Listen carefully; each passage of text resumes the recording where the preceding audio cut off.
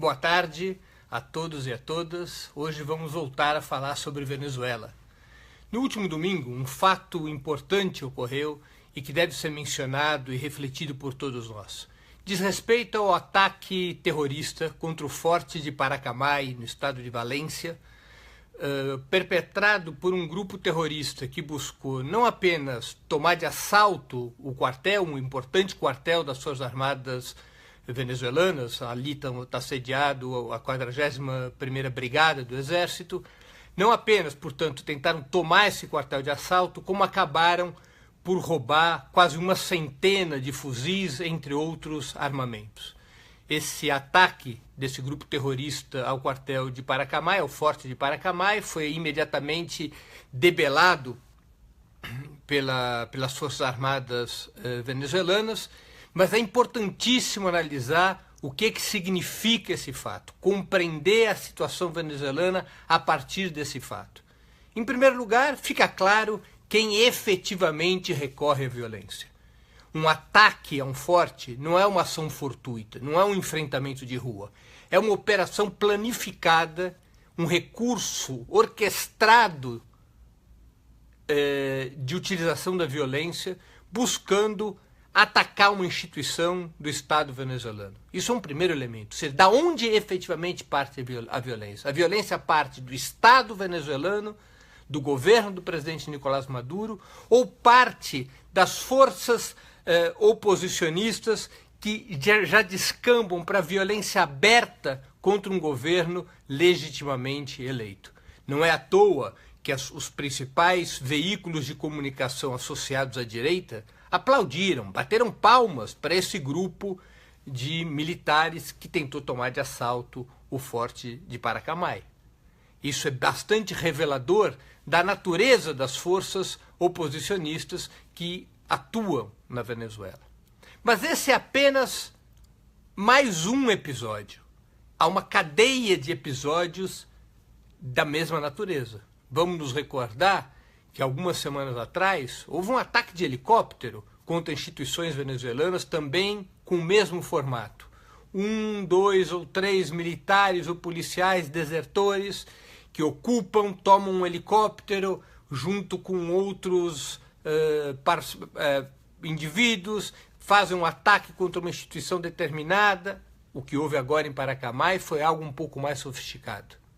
Ali houve, além da intenção de gerar um ato violento, além da intenção de gerar um fato que pudesse eventualmente desestabilizar a já polarizada situação venezuelana, ali houve o objetivo de roubar armas de grande calibre, armas de guerra, que faziam parte do depósito, do paiol de armas do Forte de Paracamay. Nós só podemos compreender em toda a sua dimensão o significado dessa ação se nós nos recordarmos de uma denúncia que o presidente Nicolás Maduro fez há já mais de um ano.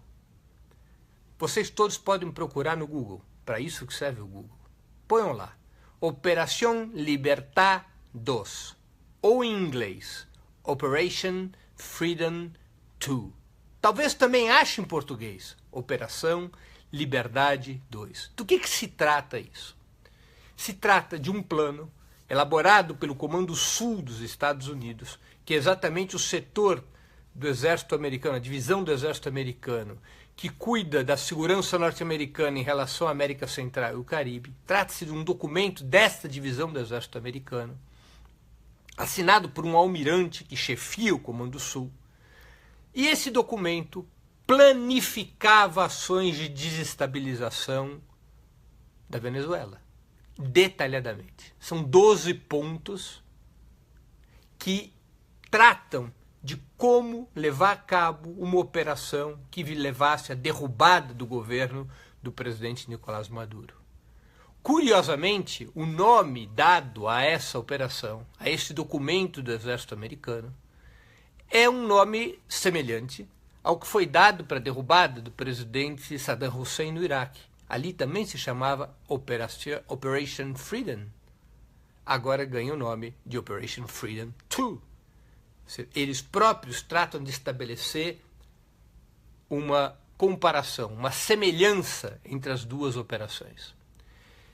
Esse documento, revelado pelo presidente Nicolás Maduro, denunciado publicamente, foi rapidamente desmentido, evidentemente, pelo exército norte-americano.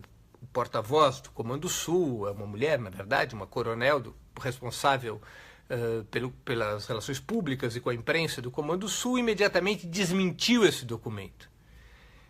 Não podiam fazer de outra maneira. Ou seja, os Estados Unidos não iriam jamais reconhecer a natureza da sua intervenção sobre a questão venezuelana. Agora, é um documento muito claro, e se nós compararmos com a realidade venezuelana, nós vamos ver que esse plano está em progresso. Quais eram os principais itens desse plano? E, de novo, sugiro a vocês, não acreditem apenas no que eu estou falando, procurem no Google, procurem matérias do New York Times a respeito disso, e de outros veículos que não são propriamente bolivarianos, e que abordam este tema que foi tratado aqui, ou seja, que abordam esse documento do Comando Sul do Exército dos Estados Unidos. Quais são os pontos principais desse documento? Associar situações de sublevação civil com um certo grau de violência armada. Utilizar os meios de comunicação para maximizar ao máximo a crise econômica e política da Venezuela. Estabelecer, a partir da maioria conquistada pela oposição na Assembleia Nacional, uma situação de cerco e sabotagem ao governo Nicolás Maduro, de tal maneira que ele viesse a ficar paralisado. Maximizar, exagerar os problemas humanitários para criar um pretexto, a chamada crise humanitária, que eventualmente possa levar a uma intervenção regional na Venezuela. Utilizar planificadamente os meios de comunicação, repito, como parte fundamental dessa estratégia. Esses são alguns dos itens que constam dos 12 pontos desse programa. Curiosamente, se no domingo houve esse ataque ao Forte de Paracamai, claramente, dentro da estratégia delineada pelo Comando Sul, também ocorreu um outro fato. O próprio chefe do Comando Sul, um almirante, foi ao Senado norte-americano para falar, entre outros temas, da crise humanitária na Venezuela. Claro, a elite norte-americana, em especial sua elite governante, é conhecida por ter muita preocupação humanitária.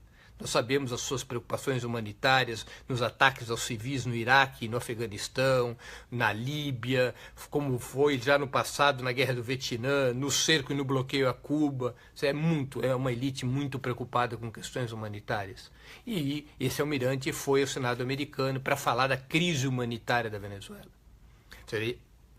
Atuando nos limites, nos desígnios estabelecidos por um documento que eles negam a existência, mas praticam ponto a ponto aquilo que está previsto no processo de desestabilização da Venezuela. É muito importante o estudo desse documento. Esse documento deveria ser difundido, esse documento deveria ser pesquisado e lido por todos os homens e mulheres que queiram efetivamente ter conhecimento sobre a situação venezuelana. Ali há uma intervenção estrangeira velada, por ora uma guerra de baixa intensidade, cujo objetivo é a desestabilização de um governo legítimo e é a intervenção aberta num país que possui algumas das principais riquezas do mundo, em especial as principais ou uma das principais reservas petroleiras. A intervenção já é aberta, embora se mantenha aparentemente de baixa intensidade. No entanto, quando grupos terroristas ligados à oposição já começam a roubar armas nos quartéis, do que nós estamos falando? Quem está se preparando para a guerra civil? Para que grupos oposicionistas querem concentrar em suas mãos fuzis roubados do exército? Para dar de presente para a namorada ou para o namorado? Para presentear no Natal? Para fazer uma exposição sobre o armamento do exército venezuelano? Ou se trata claramente de uma planificada operação que busca ter armas para iniciar um processo cada vez mais amplo de violência e levando o país à guerra civil? Há muitas outras notícias que se somam a esses fatos. Por exemplo, o fato de paramilitares colombianos liberados pelo acordo de paz naquele país estarem progressivamente, já há alguns anos, entrando em território venezuelano, contratados, pagos como mercenários pela extrema-direita venezuelana para intervir na luta política daquele país. Nós estamos falando de um contingente de mercenários, de paramilitares que tem experiência de guerra, por conta da guerra civil na Colômbia, que possuem treinamento em armas ligeiras e em armas pesadas, que possuem disciplina e capacidade de combate. São tropas que serão utilizadas, tropas estrangeiras, alugadas, que serão utilizadas, poderão vir a ser utilizadas pela oposição na sua estratégia de desestabilização do governo Nicolás Maduro. Isso é gravíssimo. A oposição de direita na Venezuela, que é uma oposição frouxa, rica, que vive bem, ela tem dinheiro e ela tem apoio internacional. Ela constitui suas tropas a partir de cidadãos de um outro país, recorrendo à ultradireita colombiana. Prepara sua intervenção a partir do apoio da principal potência imperialista do mundo, que são os Estados Unidos. Ela é uma elite que, além de antidemocrática, que buscou sabotar as mudanças iniciadas com a eleição do presidente Chávez, já vão quase 20 anos, além de buscar sabotar essas mudanças internamente, se associa claramente a outros governos para combater, repito, um governo legitimamente eleito. Não são questões a se pensar? A esquerda, setores da esquerda, quadros de esquerda, que colocam em questão qual posição tomar em relação à crise venezuelana, que tentam estabelecer uma espécie de teoria dos dois demônios, de que se é verdade que a oposição de direita é golpista, antidemocrática, o governo Nicolás Maduro, por sua vez, é autoritário e organiza um golpe através da Assembleia Constituinte. Essa teoria dos dois demônios que encanta alguns quadros de esquerda. Nós já vimos artigos do Jean Willis, um bravo deputado do PSOL. Também lemos essa semana o que outro deputado desse mesmo partido escreveu, que foi o deputado Marcelo Freixo. Também houve um artigo de um ex-vereador petista, um influente quadro do Partido dos Trabalhadores na capital paulista, que é o Nabil Bunduque, que escreveu na Folha de São Paulo com o mesmo teor. Ou seja, essas pessoas que defendem esses argumentos, que buscam construir essa teoria dos dois demônios, que se propõem como oposição a não estar nem de um lado nem de outro e objetivamente contribuindo para uma estratégia de desestabilização do governo do Nicolás Maduro, de desestabilização da democracia venezuelana, que claramente está sob um ataque golpista.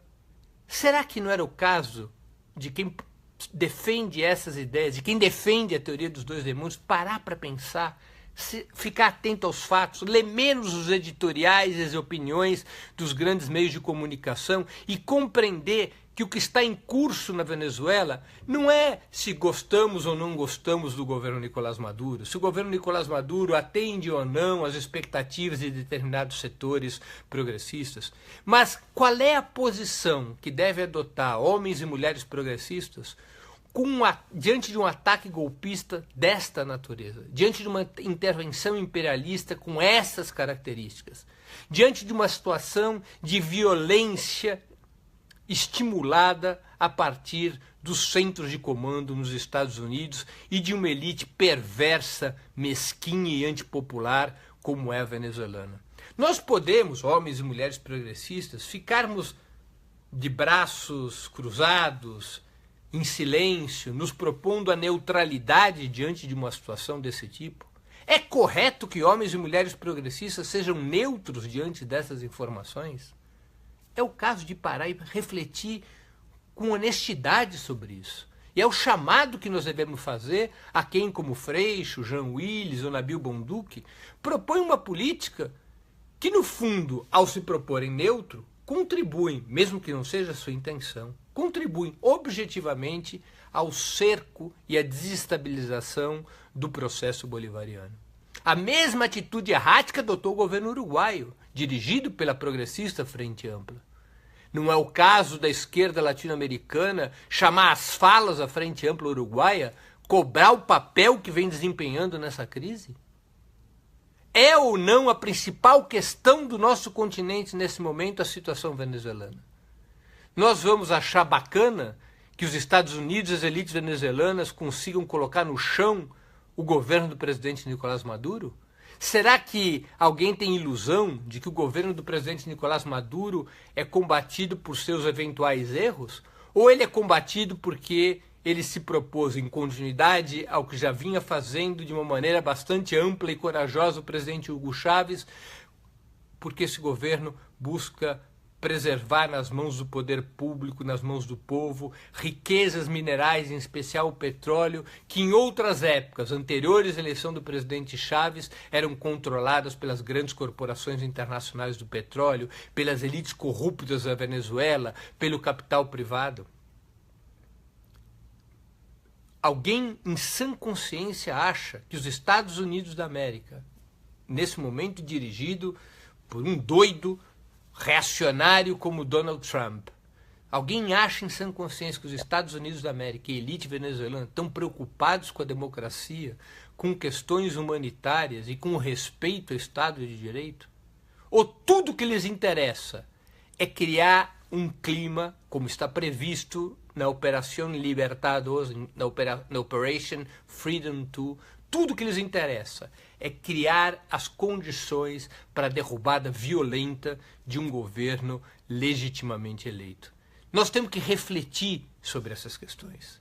Nós temos que adotar uma posição a partir dos fatos reais e não a partir de uma narrativa que busca defender um ponto de vista que não é o ponto de vista do povo latino-americano, é o ponto de vista do império, é o ponto de vista das forças reacionárias, que transformam a Venezuela na batalha central da contraofensiva conservadora que está em curso no nosso continente há vários anos. Essa contraofensiva levou à derrota das forças progressistas na Argentina, com a eleição do presidente Macri, um neoliberal desnorteado, que destrói as conquistas sociais do povo vizinho. Essa contraofensiva conservadora levou ao golpe que derrubou a presidente Dilma Rousseff. Essa contraofensiva trata, enfim, de reverter a onda progressista que teve início na nossa região exatamente quando o presidente Hugo Chávez foi eleito em 1998. A Venezuela é a batalha central dessa contraofensiva, porque se o governo venezuelano consegue resistir, manter de pé o processo iniciado em 1999, se o governo venezuelano é capaz de retificar seus erros e reorganizar a economia venezuelana, reagrupando na institucionalidade venezuelana a capacidade democrática daquele país, se o governo venezuelano, enfim, é bem sucedido em derrotar essa ofensiva conservadora, isso terá claros efeitos positivos sobre a situação da América Latina do ponto de vista das forças progressistas. Ali não há uma batalha na qual se pode ficar neutro. A Venezuela é uma batalha que deveria animar e encorajar todos os homens e mulheres progressistas a tomar uma clara posição. E a única posição clara que pode ser tomada é a de solidariedade ao governo venezuelano, de solidariedade à democracia venezuelana, de solidariedade à constituinte venezuelana e de solidariedade contra a intervenção imperialista e ao esforço aberto que faz a oposição de direita de desestabilizar o país e de levá-lo à guerra civil. Não se escondem, não sequer escondem mais suas intenções. Esse assalto ao Forte de Paracamay é nitidamente uma prova do que estão dispostas as forças reacionárias da Venezuela. É evidente que o Estado venezuelano não vai cruzar seus braços. É evidente que o Estado venezuelano não assistirá essa sublevação da direita mais reacionária do continente sem reagir. É obrigação do Estado reagir. É obrigação do governo Nicolás Maduro defender a Revolução Bolivariana, utilizando todos os instrumentos legalmente previstos,